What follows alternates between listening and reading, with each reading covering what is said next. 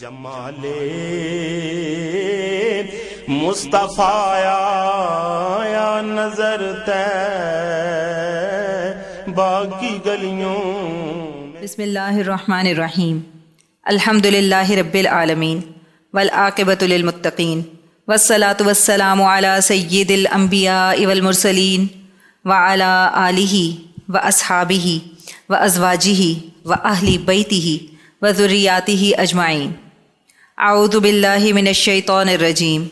بسم اللہ الرحمن الرحیم. ان اللہ وملائکتہ یصلون علی النبی یا ایہا الذین آمنوا صلوا علیہ وسلموا تسلیما.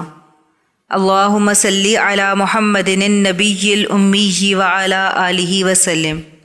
بسم اللہ الرحمن الرحیم. رب اشرح لی صدری ویسر لی امری واحلل عقدۃ من لسانی یفقہوا قولی. بسم اللہ الرحمن الرحیم. وقل جاء الحق وزہق الباطل ان الباطل کان زہوقا. آج ہم اپنا درس نمبر 18 پڑھیں گے اور یہ سلسلہ ترغیب و ترہیب سے شروع ہو رہا ہے جس کا عنوان ہے عاشق رسول صلی اللہ علیہ وسلم عبد الرحمن جامی رحمۃ اللہ علیہ. آئیے آغاز کرتے ہیں.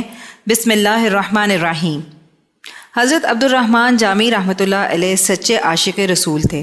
ایک مرتبہ حج کے سفر پر روانہ ہوئے، مکہ مکرمہ پہنچے، پھر وہاں سے حبیب خدا صلی اللہ علیہ وسلم کے روضہ مبارک پر حاضری کے لیے مدینہ شریف جانے لگے.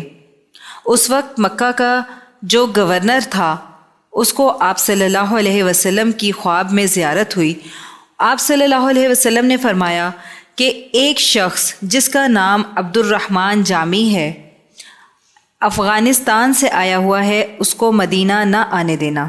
گورنر سمجھا کہ لگتا ہے یہ شخص حضور صلی اللہ علیہ وسلم کو پسند نہیں. لاکھوں لوگ حج کے لیے آئے ہیں، کسی کا نام نہیں لیا، صرف ایک کا نام لیا. اس نے اعلان کروایا کہ عبد الرحمن جامی کون ہے؟ کہنے لگے کہ میں ہوں. گورنر صاحب نے کہا کہ آپ کو مدینہ شریف جانے کی اجازت نہیں. عبد الرحمن جامی رحمۃ اللہ علیہ چونکہ عاشق رسول تھے، دل سے رہا نہیں گیا، لہٰذا دوسرے راستے سے مدینہ کی طرف نکل پڑے. پھر مکہ کے گورنر کو حضور صلی اللہ علیہ وسلم کی زیارت نصیب ہوئی کہ عبد الرحمن جامی کو مدینہ شریف نہ آنے دینا. مکہ کا گورنر بہت پریشان ہو گیا. عبد الرحمن جامی کو تلاش کیا گیا، پھر ان کو گرفتار کر کے جیل میں ڈال دیا گیا. پھر گورنر مکہ کو تیسری بار حضور صلی اللہ علیہ وسلم کی زیارت نصیب ہوئی. آپ صلی اللہ علیہ وسلم نے فرمایا کہ آپ نے عبد الرحمن کو جیل میں ڈال دیا.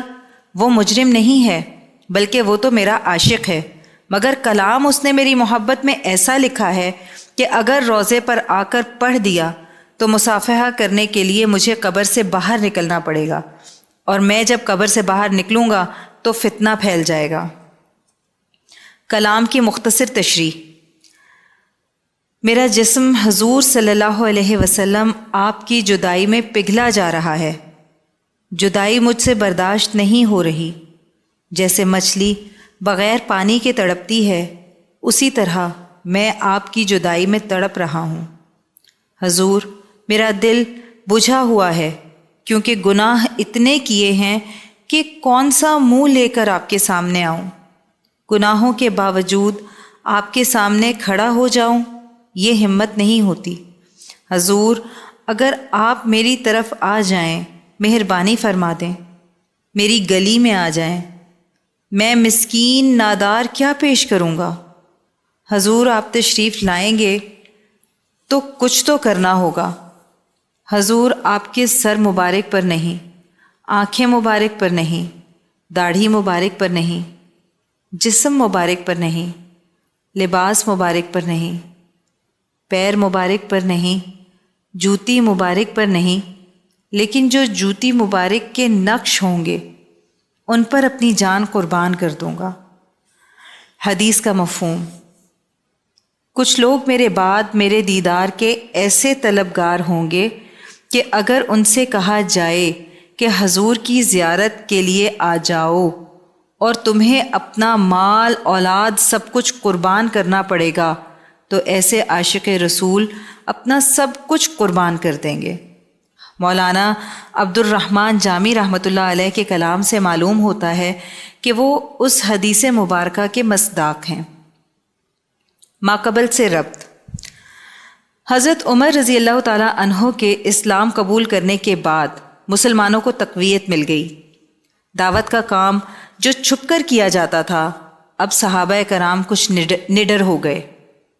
مشرکین مکہ کو اپنی تدبیریں ناکام ہوتی نظر آئیں تو انہوں نے آپ صلی اللہ علیہ وسلم کے سامنے تجویز پیش کی کہ آپ بھی ہمارے خدا کی عبادت کریں اور ہم بھی آپ کے معبود کی عبادت کرتے ہیں۔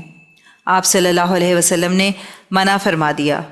عتبہ بن ابی معیط نے اپنی عزت بچانے کی غرض سے آپ صلی اللہ علیہ وسلم کے سامنے اسلام قبول کیا، مگر سرداران قریش کے کہنے پر دین اسلام سے منہ موڑ لیا اور آپ صلی اللہ علیہ وسلم کو نازیبہ تکلیف پہنچائی۔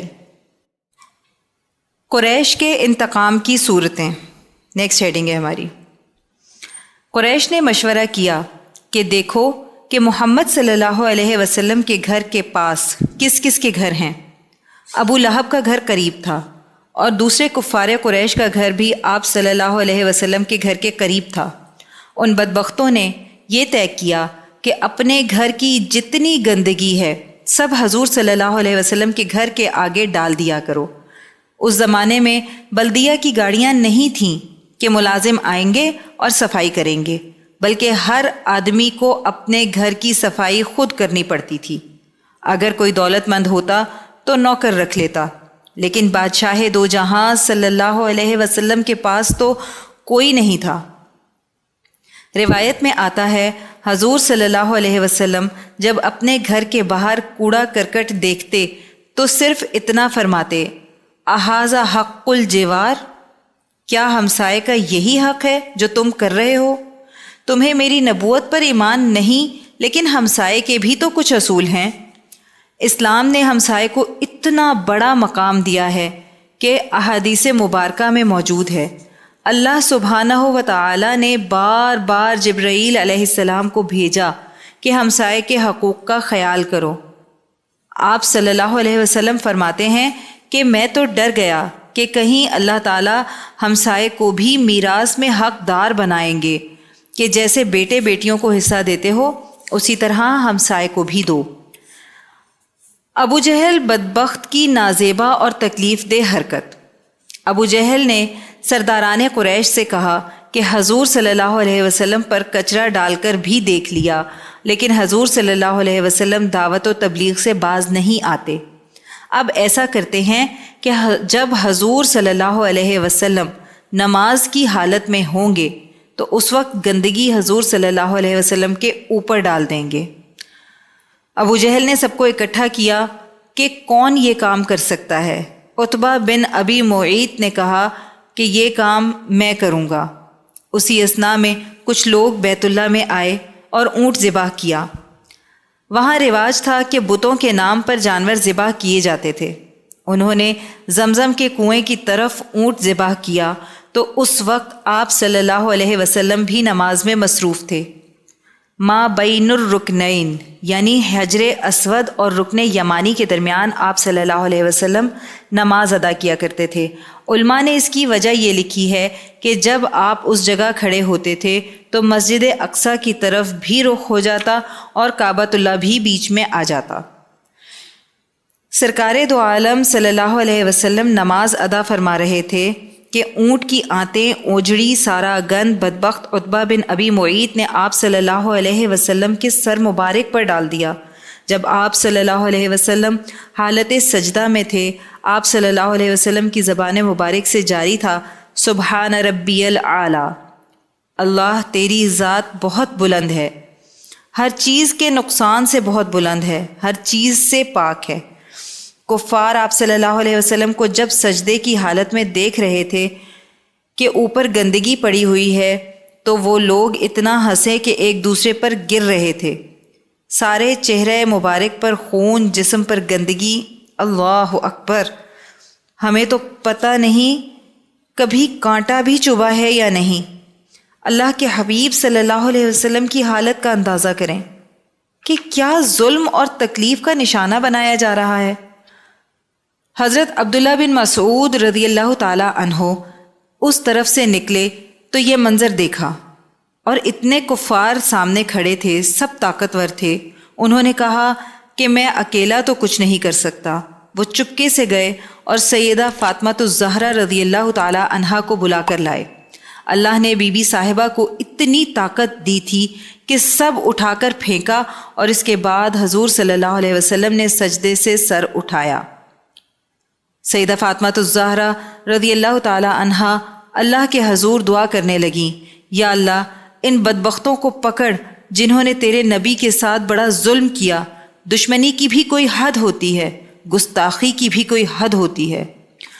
اس وقت آپ صلی اللہ علیہ وسلم نے بھی فرمایا، اللہم علیک بالعتبہ، اللہم علیک بالشیبہ، اللہم علیک بالولید بن مغیرہ، اللہ ان سب کو اپنے قہر میں مبتلا کر۔ جب حضور صلی اللہ علیہ وسلم کی زبان مبارک سے یہ الفاظ نکلے تو سب کفار مکہ کے رنگ اڑ گئے اور ایسے زرد پڑ گئے گویا کہ ان میں خون ہی نہیں۔ نبی کو مانتے نہیں تھے مگر نبی کی بد دعا سے ڈرتے تھے۔ ان کو معلوم تھا کہ نبی کی بد دعا سے کوئی بچ نہیں سکتا۔ نیکسٹ ہیڈنگ ہے سورہ نجم کی آیت پر مشرکین مکہ کا سجدہ کرنا۔ اسی اثناء میں ایک عجیب حادثہ پیش آیا کہ جو مسلمان حبشہ کی طرف ہجرت کر کے گئے تھے ان کی تعداد تقریباً 83 تھی۔ وہاں ان کو کوئی تکلیف نہ تھی، وہ حبشہ میں بہت پرسکون زندگی گزار رہے تھے۔ ان کو وہاں یہ اطلاع ملی کہ مکہ کے قریشی مسلمان ہو گئے ہیں تو ہم بھی واپس اپنے وطن ہی جا کر رہتے ہیں۔ اصل واقعہ یہ ہوا تھا کہ آپ صلی اللہ علیہ وسلم سورہ نجم کی آیت سجدہ تلاوت فرما رہے تھے۔ اس وقت ایک وجد کی سی کیفیت طاری ہو گئی تھی۔ مسلمانوں کے ساتھ جو پیچھے مشرکین مکہ تھے انہوں نے بھی سجدہ کیا۔ علماء فرماتے ہیں کہ جب آپ صلی اللہ علیہ وسلم آیت سجدہ کی تلاوت فرما رہے تھے اس وقت اللہ سبحانہ و تعالی کی طرف سے قہری تجلی نازل ہوئی جس سے خود بخود مشرکین مکہ بھی سجدے میں گر گئے۔ جب یہ بات حبشہ پہنچی کہ مشرکین مکہ بھی سجدے میں گر گئے ہیں تو حبشہ کے مسلمان سمجھے کہ مشرکین مکہ اب مسلمان ہو چکے ہیں۔ صحابہ کرام رضوان اللہ علیہم اجمعین حبشہ سے واپس مکہ آ گئے اور مکہ پہنچ کر دیکھا کہ یہاں تو وہی بات ہے جو پہلے تھی، یعنی مسلمانوں پر وہی ظلم و ستم ہو رہا ہے۔ کچھ لوگ واپس مکہ سے حبشہ کی طرف لوٹ گئے اور کچھ عذاب سہنے کے لیے مکہ میں ہی رہ گئے۔ مقاطعہ نیکسٹ ہیڈنگ ہے ہماری۔ ابو جہل نے دیکھا کہ اب بات حد سے آگے بڑھ گئی ہے تو کہنے لگا کہ اب آپ صلی اللہ علیہ وسلم سے مکمل طور پر مقاطعہ کیا جائے۔ مقاطعہ کے معنی ہیں بائیکاٹ کے، بائیکاٹ کرنا۔ وہ کہنے لگا کہ کوئی محمد صلی اللہ علیہ وسلم کے خاندان بنو ہاشم سے لین دین نہ کرے، کوئی بنو ہاشم کے پاس نہ جائے، کوئی ان کی مدد نہ کرے اور نہ کوئی ان سے شادی کرے اور نہ کوئی ان کو رشتہ دے۔ بنو ہاشم، بنو عبد المطلب اور بنو عبد مناف کی معاونت۔ نیکسٹ ہیڈنگ ہے ہماری۔ جب مقاطعہ شروع ہوا تو ابو طالب کو غصہ آیا۔ ابو طالب نے بنی عبد المطلب، بنی عبد مناف اور بنی ہاشم کو بلا کر کہا کہ دیکھو مکہ والوں نے محمد صلی اللہ علیہ وسلم کا بائیکاٹ کر دیا ہے، تو بتاؤ کیا تم ہمارا ساتھ دو گے؟ انہوں نے کہا کہ ہم ساتھ دیں گے۔ گو کہ یہ سب مسلمان نہ تھے لیکن کہنے لگے کہ ہم یہ برداشت نہیں کریں گے کہ محمد صلی اللہ علیہ وسلم اور بنی ہاشم کو بھوکا مار دیا جائے، ہم ان کا ضرور ساتھ دیں گے۔ جب ابو جہل کو پتہ چلا کہ بنی عبد مناف، بنی ہاشم اور بنی عبد المطلب یہ سب محمد صلی اللہ علیہ وسلم کا ساتھ دینے کے لیے تیار ہیں، پھر اس نے سب کو جمع کیا کہ اب ہمارا ان سب سے بائیکاٹ ہے۔ ایک صحیفے پر انہوں نے شرط لکھی کہ بنی ہاشم، بنی عبد مناف اور بنی عبد المطلب ان کے ساتھ ملنا ملانا، کھانا پینا، بیچنا لینا سب ختم، اور یہ معاہدہ لکھنے کے بعد کعبہ شریف کے اندر اس کو لٹکا دیا۔ ان کے ہاں دستور تھا کہ اگر کوئی اہم دستاویز ہوتی تو اس کو کعبہ شریف میں لٹکا دیتے تھے۔ شیب ابی طالب، ابو طالب کہنے لگے کہ مکہ میں ہم پر اتنی پابندیاں ہیں، ہم مکہ سے باہر چل کر رہتے ہیں۔ جس جگہ مسلمانوں نے قیام کیا اس جگہ کا نام شیب ابی طالب تھا۔ سب نے مل کر ایک دوسرے کی مدد کی، لیکن وہ مدد آخر کب تک چل سکتی تھی؟ حکیم بن حزام کافر تھا، لیکن اس کو جب پتہ چلا تو وہ کھانے پینے کا سامان اونٹ پر لے کر چلا کہ چاہے کچھ بھی ہو جائے ہماری رشتہ داری ہے، میں ان کو ضرور یہ سامان پہنچاؤں گا۔ راستے میں اس کو ابو جہل مل گیا۔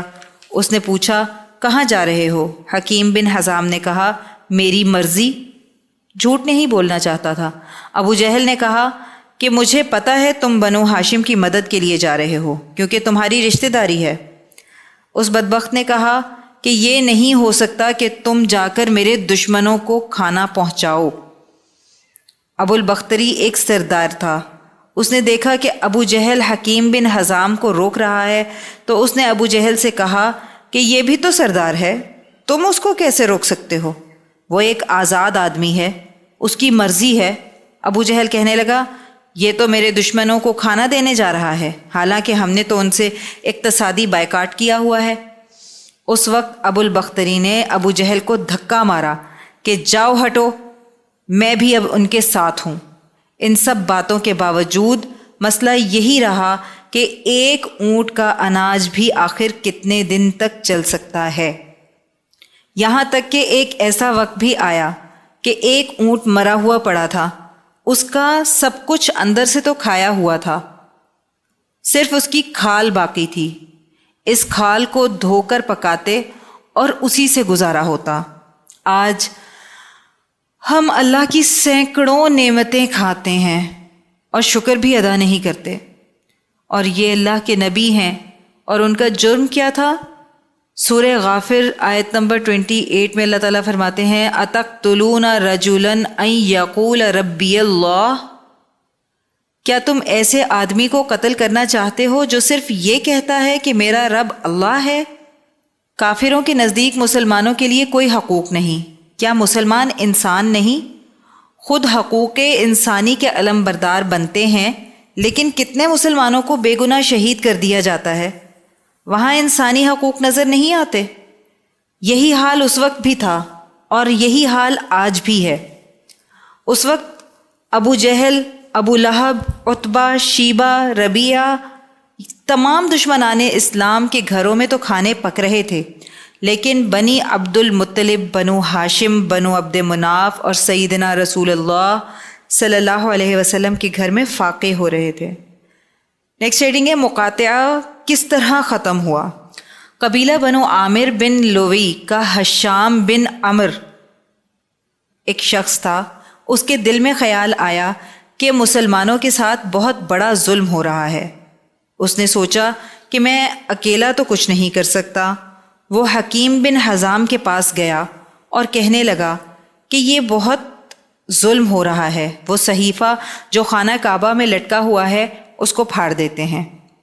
حکیم بن حزام نے کہا کہ ہم دو آدمی کیسے مقابلہ کر سکتے ہیں، ایک اور کو اپنے ساتھ ملا لیتے ہیں۔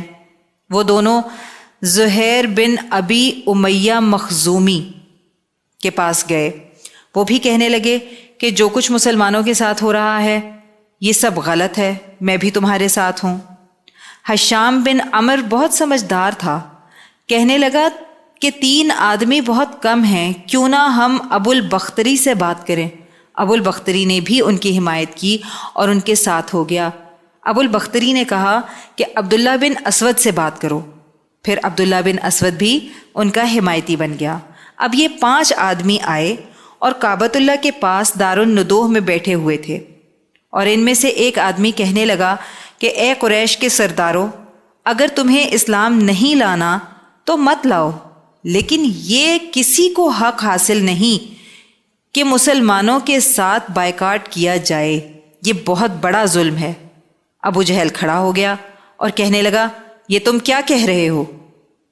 حشام بن عمرو کے تمام حمایتی سردار ایک ایک کر کے کھڑے ہو گئے تو ابو جہل ڈر گیا کہ یہ تو سارے قبیلے کے سردار ہیں۔ حشام بن عمرو اور اس کے حمایتی ساتھی کہنے لگے کہ اے قریش مکہ، دیکھو ابھی ہم کعبہ شریف میں جا رہے ہیں اور جو صحیفہ تم نے لٹکایا ہے ہم اس کو پھاڑتے ہیں، اگر تمہارے اندر جرت ہے تو ہمارے مقابلے کے لیے آؤ۔ ابو جہل دنیاوی اعتبار سے بہت بڑا سمجھدار تھا کہ مسئلہ بہت آگے بڑھ جائے گا، بائیکاٹ کے بعد کہیں جنگ نہ شروع ہو جائے۔ اگر ایسا ہو گیا تو آپ صلی اللہ علیہ وسلم کو یہ 5 قبیلے مفت میں مل جائیں گے۔ قبیلے کے سردار جب کعبے کے پاس صحیفے کو اتارنے گئے تو دیکھا کہ اس صحیفے کو تو دیمک کھا چکی ہے اور اس میں کوئی لفظ باقی نہیں بچا۔ انہوں نے قریش کو دکھایا کہ دیکھا کعبۃ اللہ میں دیمک کیسے آ گئی۔ اس کا مطلب یہ ہے کہ رب کعبہ کی بھی منشا یہی ہے کہ یہ ظلم ہے اور ظلم کبھی قائم نہیں رہتا۔ اس کے بعد ہے سلسلہ ترغیب و ترہیب، اور اس میں عنوان یہ ہے کہ خیر کو پھیلانے کا سبب انبیاء علیہم السلام اور شر کو پھیلانے کا سبب شیطان ہے۔ دنیا میں تقریباً 1,24,000 انبیاء آئے اور آپ صلی اللہ علیہ وسلم کے صحابہ کرام رضوان اللہ علیہم اجمعین کی تعداد بھی تقریباً 1,24,000 تھی۔ صحابہ کرام رضوان اللہ علیہم اجمعین 1,24,000 انبیاء علیہم السلام کا بدل بنے، بے مثال محنت کی، دین کو دنیا میں زندہ کیا۔ قرآن میں خوشخبری ہے، وَكُلًّا وَعَدَ اللَّهُ حُسْنًا، ہر صحابی جنتی ہے، چاہے ایک لمحہ، ایک گھنٹہ، ساری زندگی یا صرف محفل سے ہو کر گزرا ایمان کی حالت میں، تو وہ جنتی ہے۔ جس دن حضرت آدم علیہ السلام آئے اور خیر پر محنت شروع کی، اسی دن سے شیطان نے بھی شر پر محنت کی۔ اللہ اور اس کے رسول صلی اللہ علیہ وسلم پر مر مٹنے والے بھی موجود ہیں اور اللہ اور اس کے رسولوں سے باغی بھی موجود ہیں۔ کانٹے اور پھول اکٹھے ہی ہوتے ہیں۔ نوح علیہ السلام کی 950 سال تبلیغ، لیکن ایمان لانے والے صرف 80 افراد۔ اللہ تعالیٰ کا ارشاد ہے، قال ربی انی دعوت قومی لیلا و نہارا، سورہ نوح کی آیت نمبر 5۔ فرماتے ہیں کہ اپنی قوم کو دعوت دینے کے لیے دن رات ایک کر دیا۔ وَإِنِّي كُلَّمَا دَعَوْتُهُمْ لِتَغْفِرَ لَهُمْ جَعَلُوا أَصَابِعَهُمْ فِي آذَانِهِمْ، سورہ نوح کی 7ویں آیت، کہ جب بھی میں نے انہیں دعوت دی انہوں نے اپنے کانوں میں انگلیاں ڈال لیں۔ اگر دعوت دیتے وقت سننے والے کی توجہ نہ ہو تو دل اچاٹ ہو جاتا ہے۔ انہوں نے صرف کانوں میں انگلیاں نہیں ڈالیں۔ وَاسْتَغْشَوْا ثِيَابَهُمْ، سورہ نوح کی 8ویں آیت، منہ پر کپڑا ڈال دیا۔ ثُمَّ إِنِّي دَعَوْتُهُمْ جِهَارًا، سورہ نوح کی 8ویں آیت، یا اللہ پھر میں نے بلند آواز سے بھی دعوت دی تاکہ بند کانوں میں بھی آواز جائے۔ ثم انی اعلنت لہم واسررت لہم اسرارا، 9ویں آیت، پھر ان کو فردن فردن بھی پیغام پہنچاتا رہا۔ فقلت استغفروا ربکم انہ کان غفارا، 10ویں آیت، پھر یا اللہ تیری رحمت کو بھی یاد دلاتا رہا کہ توبہ کر لو، وہ معاف کر دے گا۔ لا اسألکم علیہ اجرا، ہر نبی کی یہی ندا تھی کہ میں تم سے کوئی اجر نہیں مانگتا، بلکہ ہمارا اجر تو اللہ سبحانہ و تعالیٰ کے ذمے ہے۔ امت محمدیہ کے لیے خوشخبری، کنتم خیر امت اخرجت للناس تأمرون بالمعروف وتنہون عن المنکر وتؤمنون باللہ، سورہ آل عمران کی آیت نمبر 110، کہ تم بہترین امت ہو جو لوگوں کی نفع رسانی کے لیے نکالی گئی ہو، اچھائی کا حکم دیتی ہو اور برائی سے روکتی ہو۔ لیکن افسوس در افسوس کہ اس آیت پر عمل کیسے ہو۔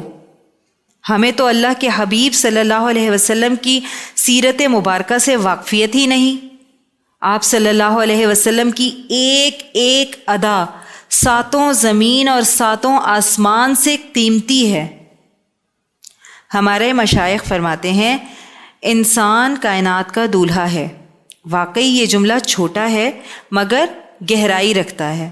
جو نبی صلی اللہ علیہ وسلم کی ہر ادا کو اپنا لے گا، اس کو اپنی زندگی بنا لے گا، تو جیسی مدد نبیوں پر اترتی تھی ویسی ہی مدد ہم پر بھی اترے گی۔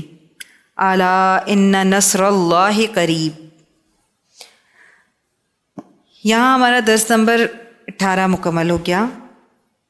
آئیے دعا کر لیتے ہیں۔ اللہم صلی علی محمد النبی الامی وعلی آلہ وسلم۔ اے اللہ، ہماری اس کاوش کو قبول فرمائیں اور اس کو ہماری بخشش کا ذریعہ بنا دیں، اور اس کو قیامت تک امت کے لیے ہدایت اور عشق نبی صلی اللہ علیہ وسلم کا ذریعہ بنا دیں۔ اے اللہ، جو کچھ پڑھا سنا اس کا ثواب نبی کریم صلی اللہ علیہ وسلم کو تحفتاً، ہدیتاً، نذرانتاً، محبتاً، عقیدتاً پیش کرتے ہیں، قبول و منظور فرما لیں۔ یا اللہ، نبی کریم صلی اللہ علیہ وسلم کی برکت سے تمام انبیاء کرام، تمام خلفائے راشدین، تمام امہات المؤمنین، اہل بیت اطہار، صحابہ کرام، صحابیات، بزرگان دین، اولیاء اللہ، شہداء، صدیقین، صالحین، مومنین، مومنات، مسلمین، مسلمات، تمام کو اس کا ثواب پیش کرتے ہیں، قبول و منظور فرما لیجئے۔ الہی، اس کا ثواب سلسلہ قاسمیہ عزیزیہ نقشبندیہ کے تمام بزرگان، بالخصوص شیخ الاولیاء حضرت مولانا مہر محمد صاحب رحمۃ اللہ علیہ، شیخ الحدیث حضرت مولانا عبدالحکیم صاحب رحمۃ اللہ علیہ، اور شیخ الاسلام حضرت مولانا محمد عبدالعلیم قاسمی صاحب رحمۃ اللہ علیہ کو پہنچا دیں، اور ہمارے بزرگان کے درجات کو اور بھی زیادہ بلند فرما دیں۔ یا اللہ، ہمارے مرشد گرامی حضرت شیخ عزیز القاسمی حکیمی مہروی نقشبندی مجددی دامت برکاتہم العالیہ پر اپنا خاص فضل اور خانقاہ اور مدرسے پر اپنا خصوصی کرم فرما دیں، اور انہیں امت کے لیے ہدایت و شفا کا ذریعہ بنا دیں۔ آمین بحرمت سید المرسلین صلی اللہ علیہ وسلم۔ سبحان ربک رب العزت عما یصفون وسلام علی المرسلین والحمد للہ رب العالمین۔ جی درد